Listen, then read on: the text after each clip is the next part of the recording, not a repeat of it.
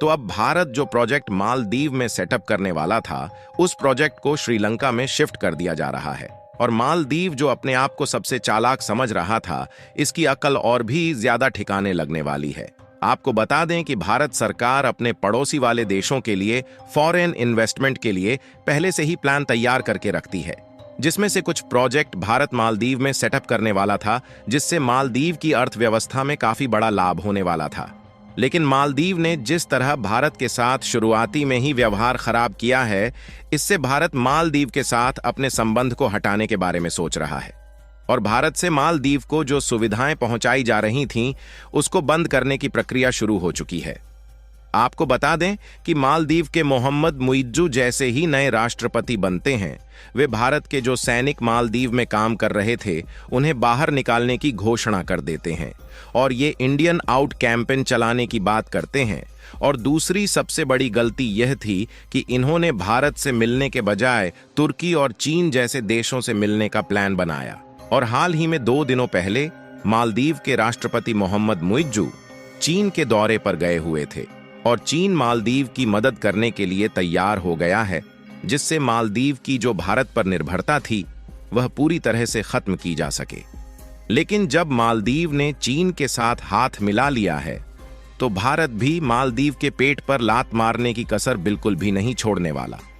और भारत ने ऐसा ही कुछ कदम उठाया है, जिससे मालदीव को इस गलती की चोट सदियों तक दर्द देने वाली है। पूरी डेवलपमेंट क्या है इस वीडियो में समझते हैं। बाकी जिस तरह से भारत मालदीव को ठिकाने लगा रहा है, उसके लिए इस वीडियो को एक लाइक करके चैनल को सब्सक्राइब जरूर कीजिए। दरअसल मेन खबर यह है कि जब से भारत के प्रधानमंत्री नरेंद्र मोदी लक्षद्वीप का दौरा किए हैं, तब से मालदीव और भारत के बीच विवाद बढ़ता जा रहा है। और इसी बीच चीन ने मालदीव के साथ मिलकर भारत और मालदीव के संबंध को और भी ज्यादा बिगाड़ने के लिए आग में घी डालने का काम किया है। और मालदीव चीन के बहकावे में आकर भारत से हाथ मिलाने को बिल्कुल भी तैयार नहीं है, जबकि देखा जाए तो मालदीव की लगभग पूरी अर्थव्यवस्था भारत के बलबूते ही टिकी हुई है।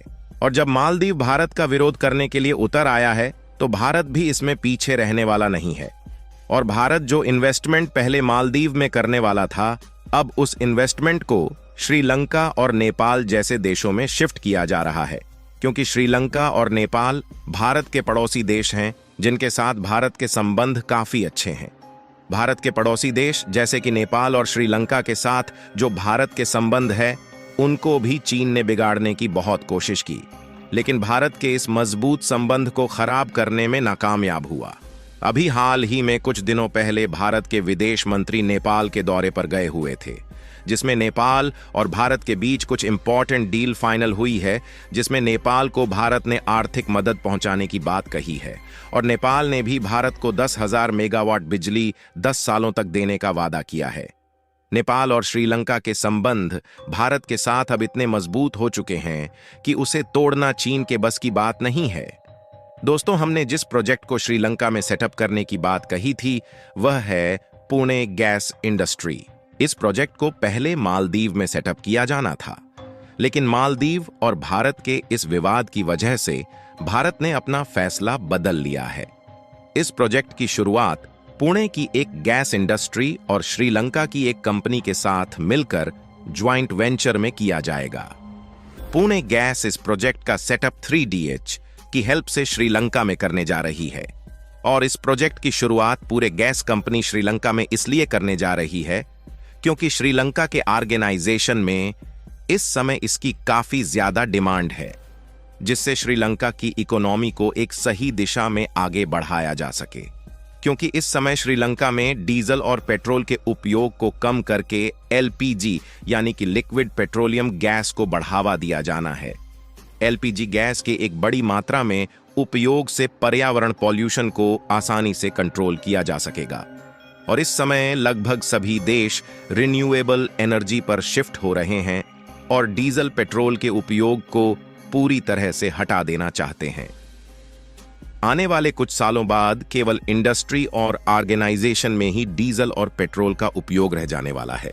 एक रिपोर्ट के मुताबिक कमाल की बात यह है कि पुणे गैस श्रीलंका की एक कंपनी के साथ ज्वाइंट वेंचर में काम करने वाली है, जिससे दोनों देश का काफी ज्यादा फायदा हो सकेगा और इससे जो भारत की टेक्नोलॉजी है वह भी सुरक्षित रह पाएगी।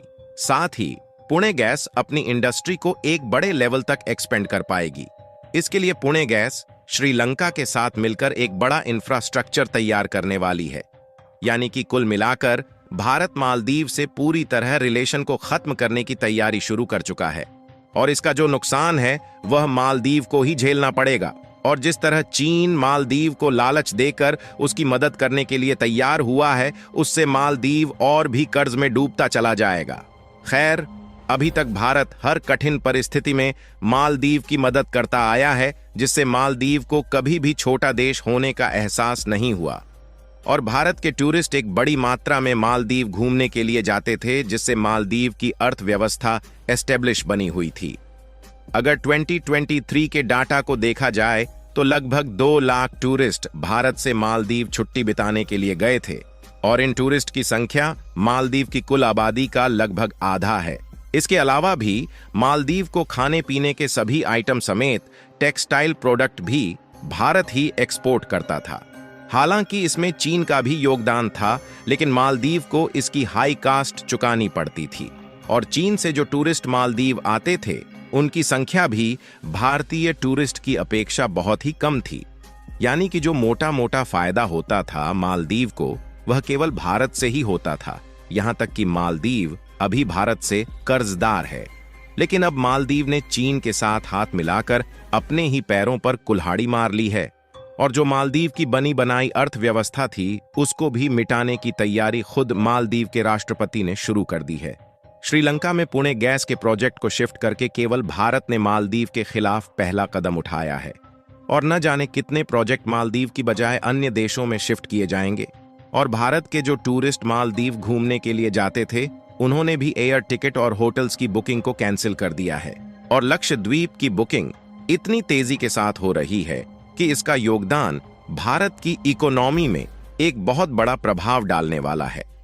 और हमारे लिए खुशखबरी की बात यह है कि 2024 के लिए लक्षद्वीप की बुकिंग लगभग पूरी तरह से फुल हो चुकी है और टाटा ग्रुप ने लक्षद्वीप में 2 ताज होटल बनाने की तैयारी भी शुरू कर दिया है। हालांकि ऑलमोस्ट इसे पूरी तरह से कंप्लीट होने में 2 साल का समय लगने वाला है। इसी के साथ भारत ने इजराइल के साथ मिलकर लक्षद्वीप में वाटर फिल्टर के लिए इंफ्रास्ट्रक्चर तैयार करना शुरू कर दिया है और लक्षद्वीप में वह सारी सुविधाएं मिलने वाली हैं जो मालदीव में भी नहीं मिल पाती। भारत मालदीव को खाने पीने की जो सप्लाई कर रहा था उस पर ही प्रतिबंध लगाने का जल्द ही फैसला आ सकता है और जब मालदीव ने भारत से रिलेशन तोड़ने की तैयारी शुरू कर दी है तो भारत भी मालदीव को कड़ी टक्कर देने जा रहा है। बाकी आपको क्या लगता है, ये प्रोजेक्ट भारत ने श्रीलंका में भेजकर सही किया या नहीं? अपनी राय कमेंट में जरूर बताएं और भारत के इस नए कदम के लिए इस वीडियो को एक लाइक जरूर कीजिएगा। इस वीडियो को अपने मित्रों तक शेयर करें ताकि उन्हें भी जानकारी मिल सके। साथ ही चैनल को सब्सक्राइब करके बेल नोटिफिकेशन को ऑल पर जरूर रखें। जय श्री राम।